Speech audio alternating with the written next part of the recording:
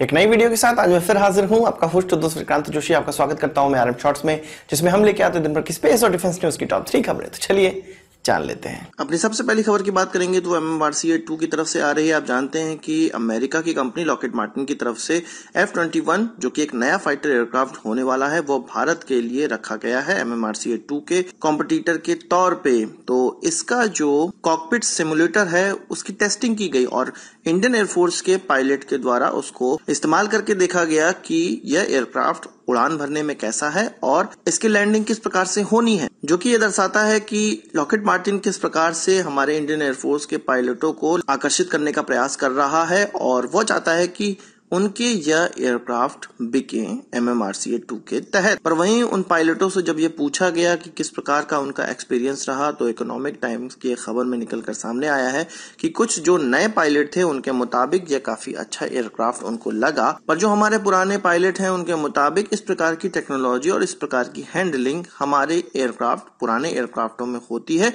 और कोई नई चीज उनको देखने को नहीं मिली, यानी कि वो इससे प्रभावित नहीं हुए। भारतीय एयरफोर्स के पायलटों ने यह बताया कि यह जो सिमुलेटर पे जाके उन्होंने हाथ आजमाया है, यह एक एग्जीबिशन की तरह था जिसके लिए लॉकहीड मार्टिन कंपनी ने उनको इनवाइट किया था और वह जाकर इसको टेस्ट करना चाहते थे कि किस प्रकार से उनका सिमुलेटर वर्क करता है और एक उनको एयरक्राफ्ट का एनवायरनमेंट इससे प्राप्त होने वाला था। और हो सकता है कि आगे आने वाले समय में जो अन्य कंपनीज हैं जिन्होंने अपने एयरक्राफ्ट सामने रखे हैं, जिसमें कि रशियन MiG-35 भी है, अपने सिमुलेटर का दौरा हमारे पायलटों से करवाए और उनको प्रभावित करने का प्रयास करे। पर चुना उसे ही जाएगा जो इन सब में बेस्ट होगा, यह हमें पूरा विश्वास है। अगली खबर हमारी कुलभूषण यादव केस से आ रही है, जिनको फेक स्पाई केस में फंसाया गया पाकिस्तान की तरफ से और उनको काउंसलर भी उपलब्ध नहीं कराया गया था, जिसके खिलाफ इंटरनेशनल कोर्ट ऑफ जस्टिस में भारत गया था और अब भारत को विजय हासिल हुई है। इंटरनेशनल कोर्ट ऑफ जस्टिस ने यह कहा है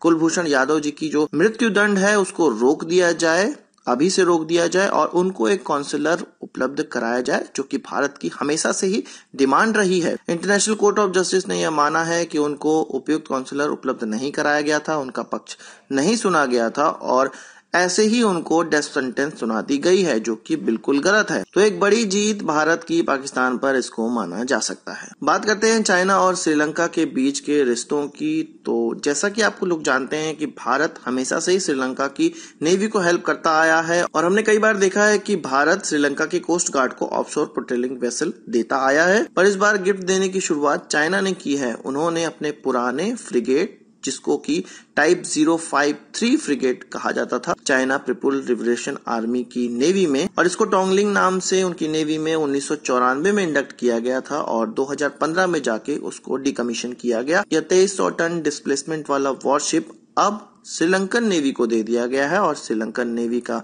माने, उनकी वक्तव्य का माने तो उनको काफी खुशी है कि चाइना से उनको इस प्रकार की वॉरशिप प्राप्त हुई है। इससे पहले US, इंडिया, इजराइल से अधिकतर उनको पेट्रोल वेसल प्राप्त होते रहते थे और चाइना ने भी उनको इससे पहले भी कुछ पेट्रोल वेसल दिए हैं, पर इस प्रकार की चीजें चाइना के द्वारा पहली बार की गई है। तो चाइना श्रीलंका को प्रभावित करने का अपना जो मकसद है वो अभी भी चालू रखा हुआ है और इसी के तहत उन्होंने उनको फ्रिगेट अब प्रोवाइड की है। दोस्तों, 3 खबरों के बाद अपनी बोनस खबर की बात कर लेते हैं। बोनस खबर हमारी इसरो की तरफ से आ रही है, चंद्रयान 2 की तरफ से आ रही है। अब यह माना जा रहा है कि 21 जुलाई से 22 जुलाई के बीच में इसका लॉन्च किया जा सकता है। हालांकि इसरो ने अभी कोई कंफर्मेशन नहीं दी है, पर इसरो का साइंटिस्ट का माने तो जो भी प्रॉब्लम थी वो दूर कर ली गई है और जल्द से जल्द इसके लॉन्च को ट्राई किया जाएगा, क्योंकि यदि 31 जुलाई का जो अंतिम विंडो है, अगर वो निकल जाता है तो फिर इसके बाद जो लॉन्च होगा उसमें अतिरिक्त फ्यूल की आवश्यकता होगी और अतिरिक्त फ्यूल के लिए फिर ऑर्बिटर के फ्यूल को कम किया जाएगा और जिससे कि ऑर्बिटर जो मून पर 1 साल बिताने वाला है वो केवल 6 महीने ही बिता पाएगा। हो सकता है इसका लॉन्च 21 जुलाई से 22 जुलाई के बीच में ट्राई किया जाए,